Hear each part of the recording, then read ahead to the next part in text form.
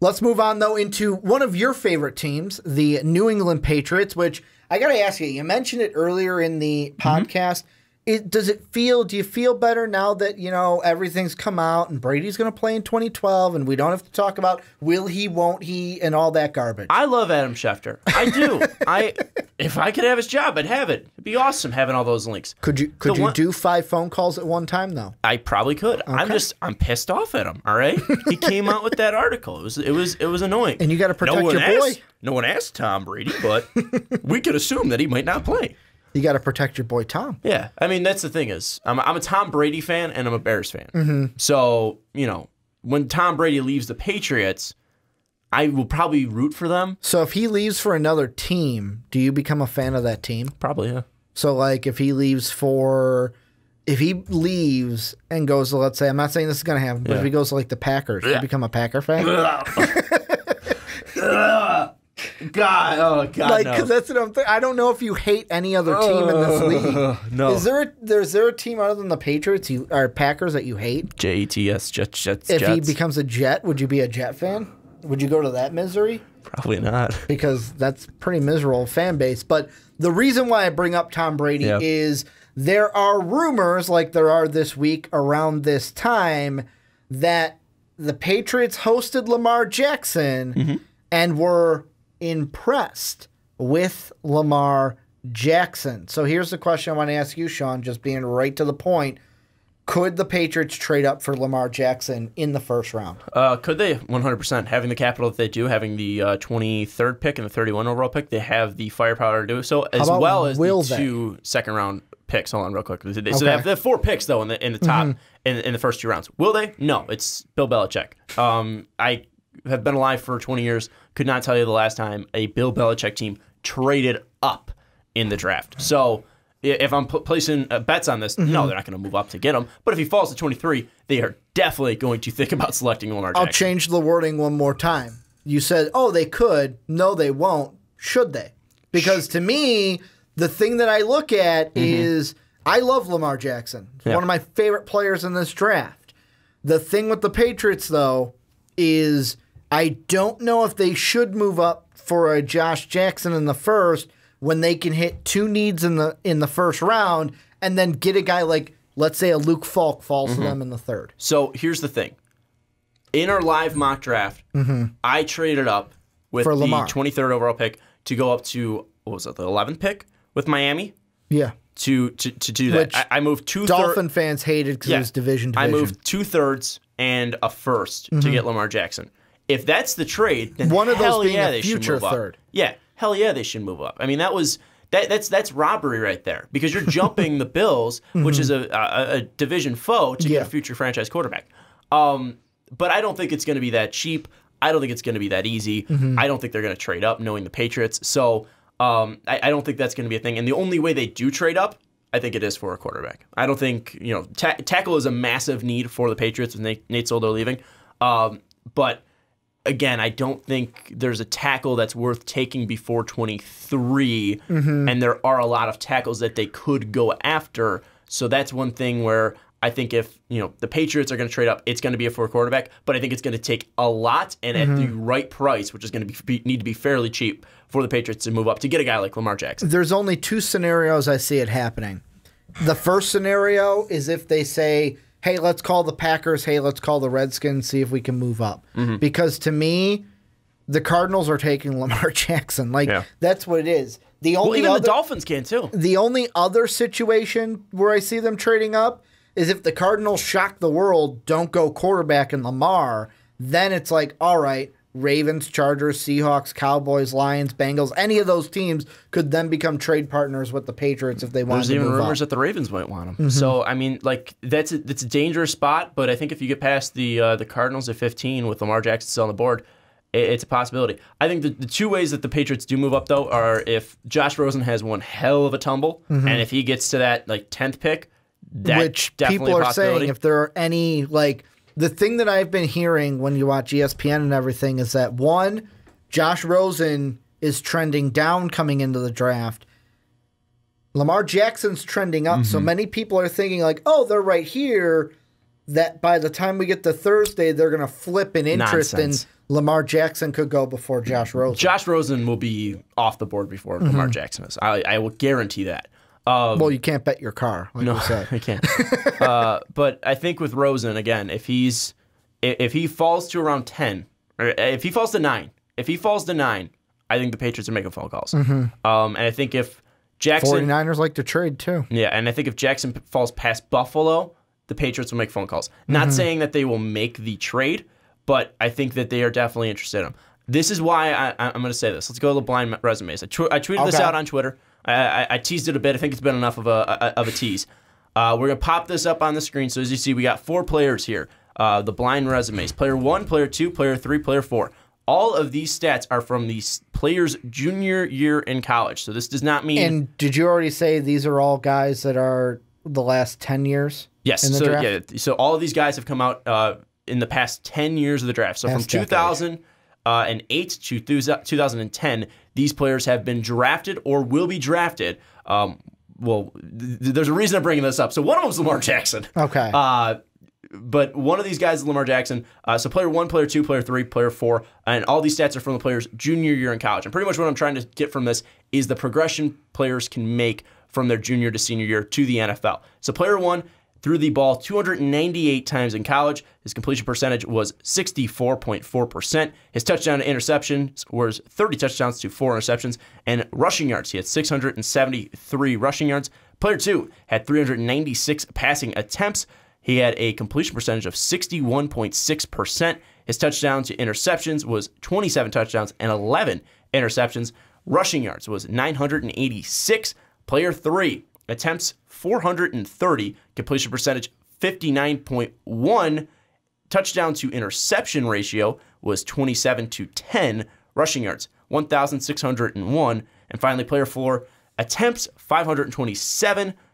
His completion percentage was 58.4%. His touchdown to interception ratio was 28-14, and his rushing yards 435. So Ricky Widmer, those are your blind resume of quarterbacks that have been drafted since 2008. What I want you to do is I want you to rank your players by number that they show up. So player 1, player 2, player 3, player 4. And before you do that, we put a vote out on Twitter. Player 1, there was 8 votes on Twitter. Player 1 received 25% of the vote. Player 2 received 38% of the vote. Player 3 received 25% of the votes. And player 4 got 12% of the votes. Now, here's my thought process through this, because all these are quarterbacks, obviously. I was thinking, first off, I don't care about the rushing totals. I don't. Because to me, I don't care if my quarterback is going to run for yards. That is not why you're a quarterback. You're a quarterback to throw the ball. However, mobility, getting into the pocket, out of the pocket, can be good. So the guy I put number 1 was player 1. Okay. And the reason why I went into this, the attempts played into it. Like player 4, yeah, he has a lower completion percentage, but he also threw the ball 100 more times than the second most guy. So he's throwing the ball a lot. So like that could play into it as well. However, maybe I'm thinking the guy from player 1 was probably in a maybe run first system or a pro style system, a system that I would like. I like the higher completion percentage. Also, the thing that trumped out everything to me was the touchdown interception. I love scoring touchdowns. I hate giving up the ball. He only had 4 INTs, so that's why I went with him. Number 2, I'd go with player 3. Okay. And the reason why, yes, I know he doesn't have the second highest completion percentage, but when I look at it, the touchdown to interception ratio is better than the other 2. And, I mean, I can shave 2% off the completion percentage and be good. Plus, I'm assuming he's mobile because he has the most rushing yards out of any of them. Then if I had to, at 3, I would go with player 2, probably because he's got less less interceptions and a higher completion percentage. And then number 4 would be my last guy. All right. And just tell me this. Yeah. Are any of these guys Jamarcus Russell? No, none of these guys are Jamarcus Russell. He's out of it because Jamarcus was 2007. Oh, thank God. I thought about that, and I'm like, please don't let player 1 be Jamarcus Russell. Well, do you want to take a guess who number 1 is? I know who number 3 is. Yes. And that's Lamar Jackson. Number 3 is Lamar Jackson. Now, player 1, My first thought was Carson Wentz. Nope. But no, that's not right. He's bad, isn't he? He's horrible. Guess what? He's playing baseball. It's Tim Tebow. Really? Timmy T. That's Tim Tebow? That's Tim Tebow's junior year. I thought that one of them was Tim Tebow. Here's the thing. You ranked them, so far at least, you ranked them from the best pro. If you're going in reverse order, you had the best pro to the worst pro. Really? Number 4, Russell Wilson. All right. Number 2, Dak Prescott. Number 3, Lamar Jackson. And number 1, Tim Tebow. The reason why I did this was because Russell Wilson in his junior year was at North Carolina State. It wasn't until he went to Wisconsin where that completion percentage jumped up to 72%, and he had an unreal touchdown-to-interception ratio in his senior year of 33-4. I was kind of then nail on the head, though, with player 1, though, where it was like, oh, he wasn't a guy that was asked to throw a lot. Yeah. He was in an Urban Meyer system that was smarter throws, wasn't taking many deep chances down the field. That's the thing, is I look at player 3 in Lamar Jackson. This is why I hate this, because you're never going to go off of just pure stats. It should be up on the screen. Oh, I hated player Tim 1, Tebow. Tim Tebow. Player 2, Dak Prescott. Player 3, Lamar Jackson. Player 4, Russell Wilson. The thing, though, is Russell Wilson didn't become great. And again, he wasn't terrible at North Carolina State, as the stats showed. But he didn't become the quarterback we see today until he was in the right system. Pros. He was good in Wisconsin. He had more passing yards. But he didn't have the hype that Tim Tebow had. No, but the hype doesn't mean shit. That's what I'm trying to say. Ricky, I mean, hype doesn't mean anything. But what I'm saying is 30-4 touchdown to INT ratio is way better than 28-14. Different. But those are college stats, and that's not NFL. And Russell Wilson in Wisconsin was in a more of a pro-style offense. So that's one thing where, again, if Lamar Jackson is in the right system, I feel, looking at those numbers, the way that him and Russell Wilson compare, and Dak Prescott even, because Dak Prescott has been a fantastic, a good quarterback. I won't say fantastic, but a good quarterback so far for Dallas in his first 2 years. I really see Lamar Jackson's floor being a Dak Prescott, and his ceiling being similar to Russell Wilson, probably a better athlete, a worse thrower. Player 2 was the highest ranked on our Twitter poll? Yes, Dak was. Okay. And Dak, again, was a fourth rounder. And player 1 was the lowest, right? Yeah. Okay. No. Player 4 was. Okay. Russ got the least amount of votes. Okay. Again, Russell Wilson didn't become Russell Wilson until he was in the right system in college. Matched with Pete Carroll. Well, also in the NFL, matched with Pete Carroll. In college and clearly in the NFL. He went to the Super Bowl twice. Yeah. But I'm just saying, like, he didn't make that transformation until he was at Wisconsin, where he threw 309 passes in his senior year, completed 72.8 of them, threw for 33 touchdowns and 4 interceptions. And he was in a system that he could rely on the run with, and in more of a pro-style offense where he wasn't really relying on his arm. I just think if Lamar is in the right system, he's proven that he has a really good arm. He's one of the best athletes that we've ever seen at the position. I just think if the Patriots are there at 23 and he is available at 14 where the Packers are, or 13, I think you have to make the phone call. Again, it has to be for the right price. But I honestly think that Lamar Jackson could be a true game changer in the NFL. I love and if Lamar he's Jackson. in the right system, in a system in the NFL where the Patriots have been the most used shotgun team in the NFL since 2007, this could be the guy that could take over for Tom Brady. Here's the thing, and I'm glad you did this. The main reason is after you were kind of explaining it, the one thing that people are kind of saying now, and I heard this on The Herd, is the reason why guys like Bill Belichick are starting to put some interest into Lamar Jackson and are impressed by him is because, just like I believe you said with Russell Wilson, Bobby Petrino, head coach of Lamar Jackson this past year, Bobby Petrino is not like, and I'm going to use the phrase that Cowherd said, although that I don't agree with this saying because I like college coaches, to where he's like, he's not one of these hotshot college coaches that are like, ooh, I'm a good recruiter for the Texas region. Bobby Petrino's a guy who, former NFL coach, NFL system at Louisville, Lamar Jackson can make NFL-type throws. Yeah. He's played in an NFL system in college, already has that experience behind him, and Bobby Petrino speaks highly of him. Plus, I like Lamar Jackson because last year after he won the Heisman, I saw him on the Dan Patrick Show, and how humble this kid is just how he carries himself. I'm like, I want this guy on my team. I want this kid to be a Viking, although we had Teddy Bridgewater at the time. I think he's humble.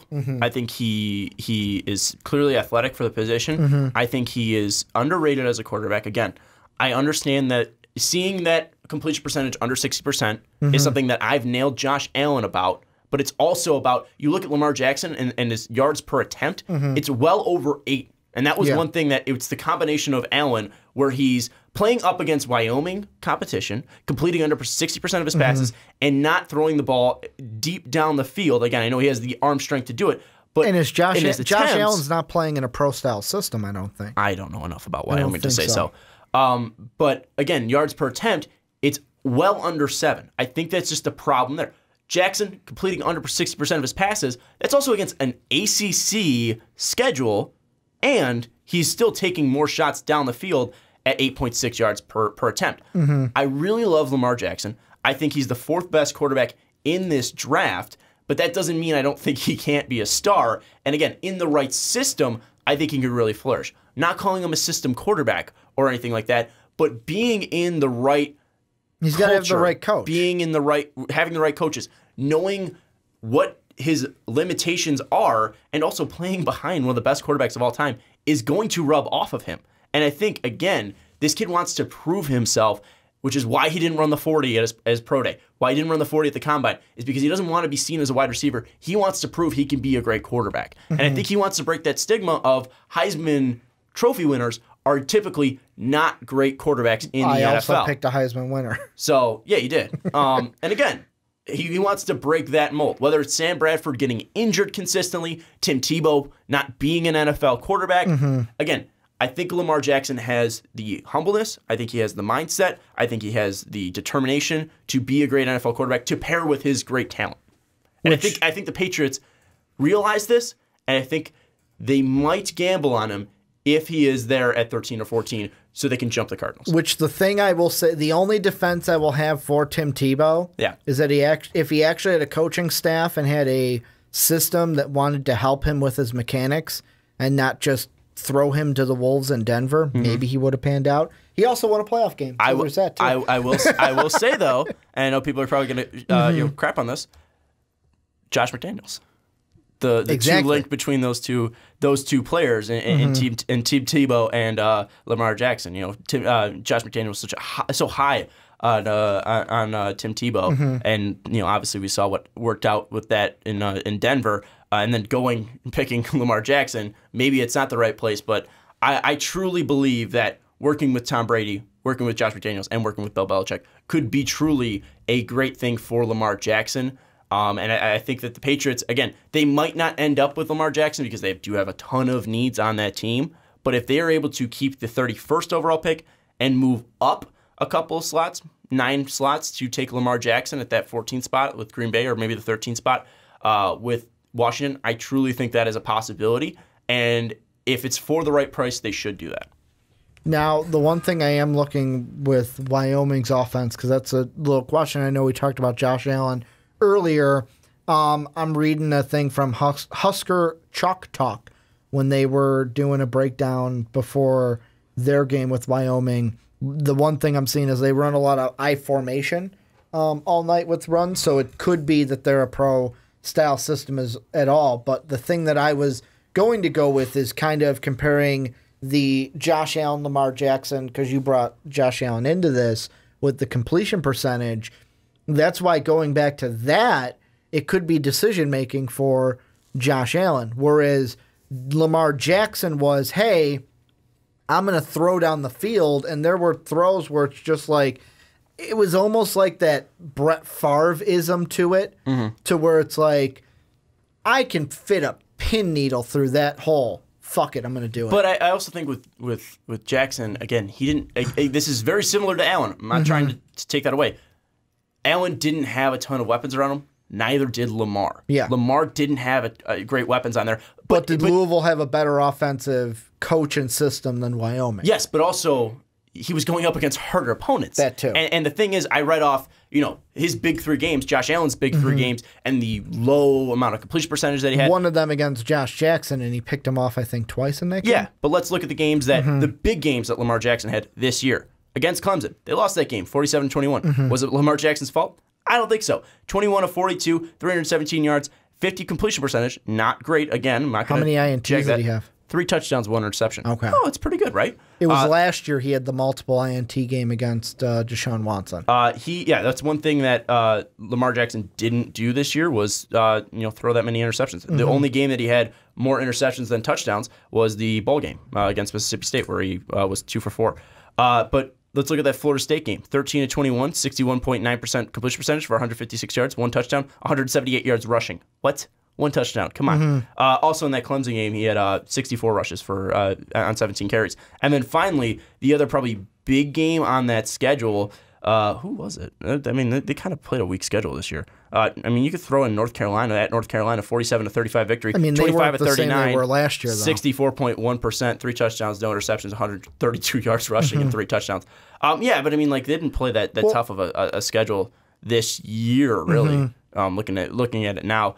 But let's look back at the big Florida State game, week 3 of 2016, 63-20, 13-20, 216 yards, 1 touchdown, 1 interception, then also 146 yards on the ground and 4 touchdowns. That's the other element. If he's not a great passer, doesn't have that working, he's a dangerous threat running the ball. So I just think he has so much, it's so much to bring to a team than just his arm. And I think that's something that's commendable. And if he's able to put the dedication to fix his problems, make the right reads, and really improve his ability as a quarterback, you can't pass up on that athletic And to kind of bring the Patriots back into this, I feel like right now, if you put a gun to my head and say what's going to happen, Lamar Jackson, he's going 15 to the Cardinals. Yeah. I feel like the Cardinals are going to take him because they'd be stupid not to. Yeah, Sam Bradford's the guy there, but you can take Lamar Jackson, sit him behind Sam Bradford, where he can kind of learn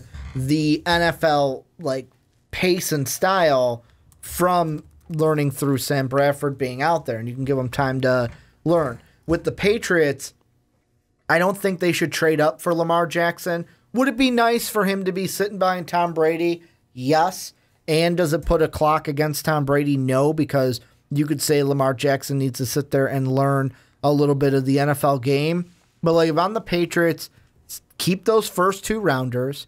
For me, I'm thinking cornerback and lineman, offensive lineman in the first round. Then in the second round, maybe going more offensive line.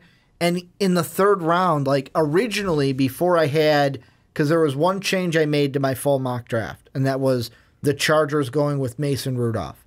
Before that change, Luke Falk went all the way to the Patriots at the, 31st pick of the third round.